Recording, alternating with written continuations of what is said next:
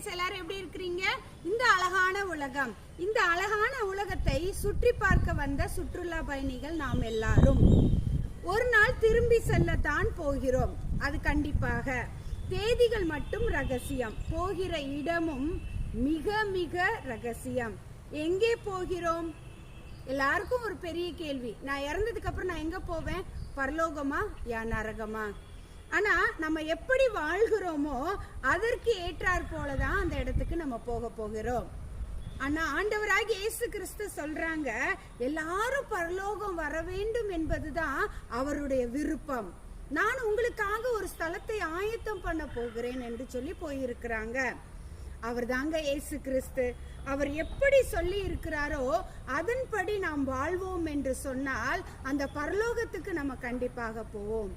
அந்த பைபிள் தான் நம்மளை நியாயம் தீர்க்க போகிறது. பரலோகமா